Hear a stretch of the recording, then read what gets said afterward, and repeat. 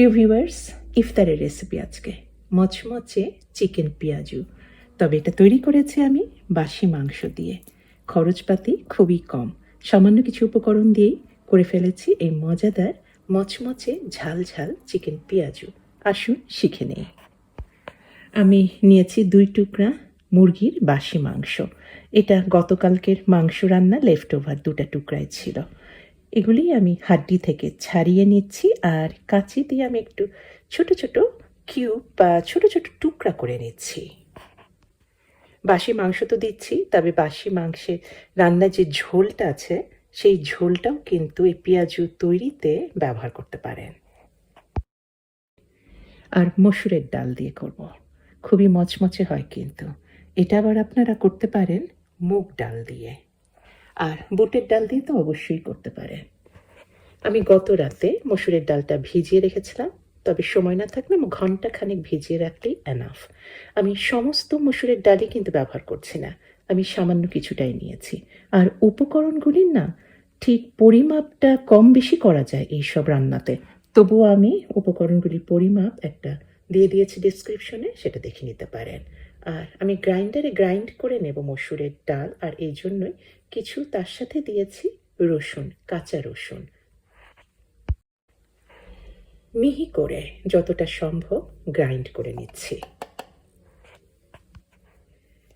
Grind করা মসুরের এই ডালের সাথে কিছু মশলাপাতি এখন মেশাবো।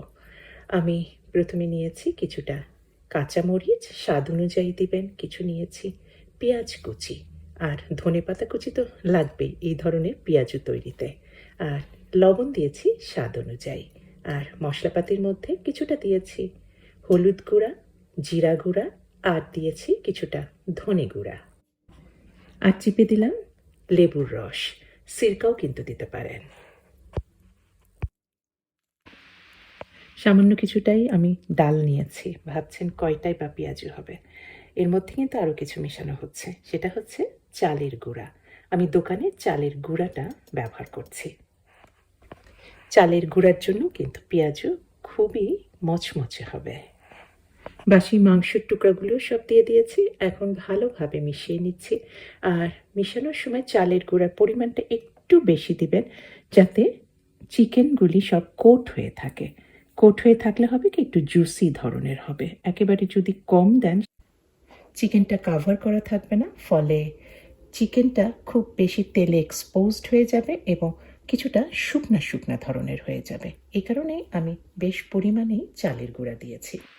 আর মাখানোর সময় খুব বেশি শুকনা শুকনা যদি থাকে, সেক্ষেত্রে আমার মতে কিছুটা হাতে পানি নিয়ে নেবেন, খুব বেশি নেবেন না। এই চালের গুঁড়া আর যে ডালটা, সেটা তখন একটু লিকুইড হবে, তবে একেবারে শক্ত শক্তই হয়ে থাকবে কিন্তু, আমি যেরকমভাবে করছি। আর সব শেষে দিয়েছি কিছুটা চিলি ফ্লেক্স। এখন ঢেকে রেখে দিলাম 5-6 মিনিটের মতো। আর এই 5-6 মিনিটের মধ্যে আমি ভাজার জন্য তেলটা গরম করে নেই। আর এই ধরনের ভাজাভুজির জন্য সবসময় খেয়াল রাখবেন তেল যেন ভালোভাবে একদম গরম হয়। যদি কম গরম তেলে দেন, সেক্ষেত্রে এই পেঁয়াজু কিন্তু বেশি পরিমাণে তেল চুষে নিবে, তখন তেল তেলে ধরনের হবে, তখন কিন্তু একদম শুকনা শুকনা ধরনের পেঁয়াজু ভাজা হবে না। গরম তেলে পেঁয়াজু ভেজে নিচ্ছি। পেঁয়াজু ছাড়ার পরে চুলার আঁচটা মিডিয়াম করে দিয়েছি, একদম হাই হিটে রাখবেন না, তাহলে উপরেরটা তাড়াতাড়ি একদম রংটা চেঞ্জ হয়ে পুড়ে যেতে পারে, ভেতরটা হয়তো সেভাবে মুচমুচে নাও হতে পারে।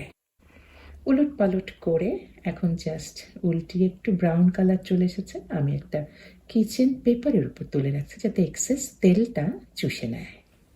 এই পেঁয়াজু খুবই মজার খেতে।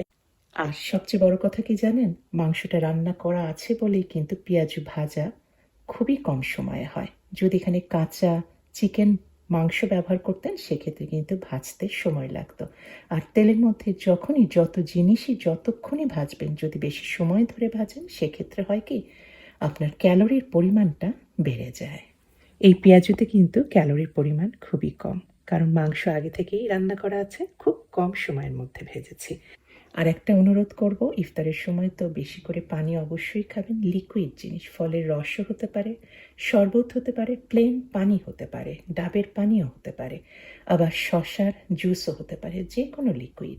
কারণ তেলে ভাজা খাওয়ার পরে আমরা যে তেলটা কনজিউম করি শরীরে, এই ধরনের লিকুইড খেলে বেশি পরিমাণে, তখন কিন্তু সেটা ফ্ল্যাশ আউট হয়ে যায়, আমাদের শরীর থেকে বার হয়ে যায়। আশা করি ভালো লেগেছে আজকের রেসিপি।